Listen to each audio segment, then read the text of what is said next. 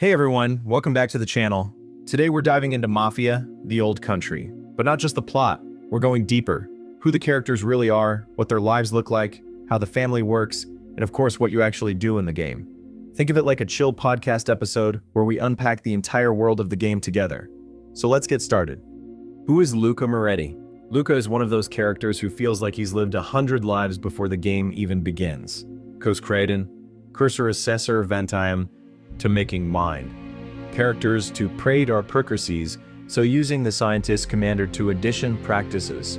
So Luca basically grew up with the smell of bread on one side of the house and guns on the other. As a teenager, he was smart, fearless, and honestly a little too bold for his own good. Everyone in the family thought he was destined to become the future underboss. He could talk his way out of anything. But at the same time, he was dangerous enough that no one wanted to test him. He never wanted to be a gangster. He wanted to see the world. And after that infamous massacre 10 years before the main story, he finally ran. He left the country, changed his identity, and tried to forget everything. But deep down, he always knew the past was going to come knocking one day. And in this game, it does. Where Luca is emotional and instinctive, Antonio is cold and strategic.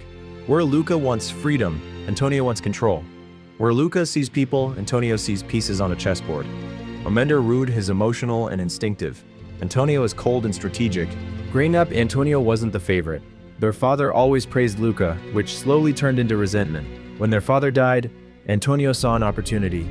He took control of the Moretti family and rebuilt it in his image. Stricter, harder, more paranoid. He genuinely believes the family can survive only if everyone obeys him without question. And the moment Luca returns, Antonio sees both hope and danger. Hope because Luca is the only one he trusts in a fight. Danger because Luca is the only one who knows who Antonio really is under the mask. Bianca Viscari, the childhood friend who became the rival. Bianca is amazing because she isn't just a villain. She's the product of a brutal world that never gave her a chance. When she and Luca were kids, they actually played together in the same alleyways. Her family was powerful but constantly under threat. She watched her father get assassinated when she was 12. After that, she promised herself she would never let anyone control her fate again. She's brilliant. She sees the mafia system as outdated, messy, full of ego and tradition. Her goal is to modernize the underworld, unify it, centralize it, make it efficient. And honestly, she's not entirely wrong. Her dynamic with Luca is complicated. There's trust, anger, nostalgia, and maybe even a little love buried under everything. It's one of the best parts of the story. What you actually do in the game. Now, let's talk gameplay, because the old country isn't just cutscenes and drama. It gives you a lot to do. Really game, you run small missions for the Moretti family, nothing glamorous. Debt collecting, chasing low-level thugs, smuggling crates through the docks at night. Basically, the game teaches you how San Orsino works. Mid-game, things get heavy. Rival families target you, cops start recognizing your face.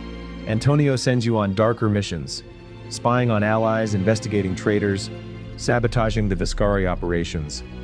This is where you realize Antonio may not be the man you thought he was. Late game, you gain power, influence, territory. But at the same time, you lose trust in your brother. Bianca starts offering alternatives, alliances, secret missions, and ways out. Eventually, everything collapses in a storm of gunfire and betrayal, and you have to decide. Are you loyal to blood, or loyal to your own conscience? The final missions change depending on your choices. Which businesses you control, which allies you saved, how many lines you crossed. What makes the game special? It's not the gunplay. It's not the cars. It's the feeling of being trapped in a family that loves you, uses you, and destroys you at the same time. The game makes you feel the weight of every decision. Help Antonio? You're enabling a tyrant. Help Bianca? You're betraying your own blood. Walk away? You leave the city to fall apart without you. There's no perfect ending. And that's our deep dive into Mafia, the old country. The story, the characters, the family, and the gameplay. I'm really curious. If you were in Luca's shoes, who would you side with? Antonio or Bianca? Or would you walk away? Let me know down in the comments. And if you enjoyed this podcast-style breakdown, don't forget to subscribe to the channel for more story deep dives. See you in the next one.